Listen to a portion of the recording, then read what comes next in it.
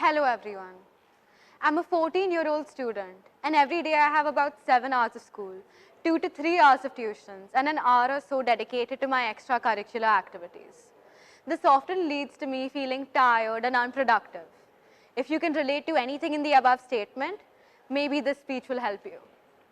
Today we live in an ever-evolving and ever-changing world, and whether you're an adult or a child, you're still affected by it. Childhood is supposed to be the period in one's life where one's supposed to enjoy every moment and make the most of every second. But children today have schedules that barely allow them to play. Most of their time is taken up by academics and the rest by extracurriculars, which they do enjoy, but we'll get back to that in a minute. 15-year-olds today have excruciatingly long schedules, and it's a Herculean task just to adhere to the same. But they still manage to do so anyway.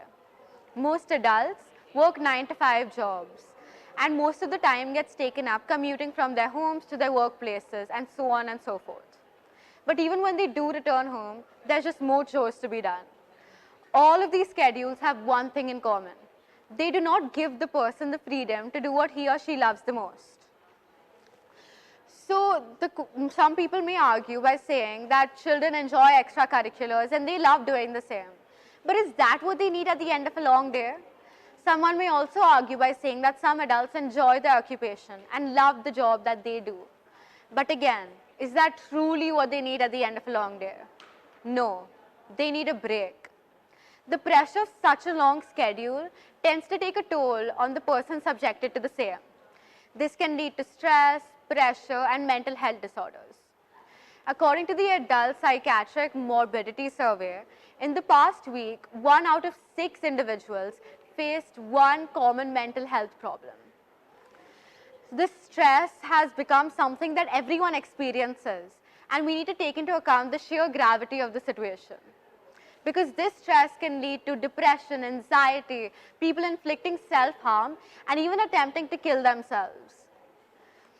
It is estimated that 17% of all people inflict self-harm in their lifetime. And the amount of self-harm in young females has increased by 50% since 2009.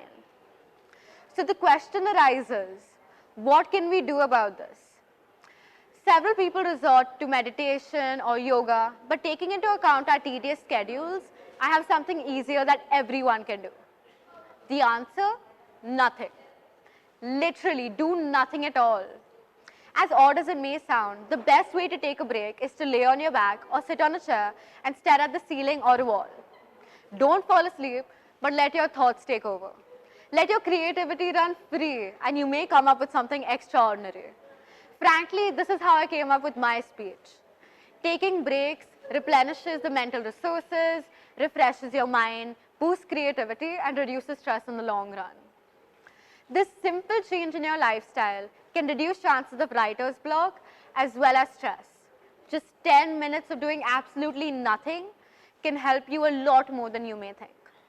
So, I'd like to end my speech with a quote by Russell Eric Dobda, which states that taking breaks can lead to breakthroughs, and reminding everyone to go home and do absolutely nothing.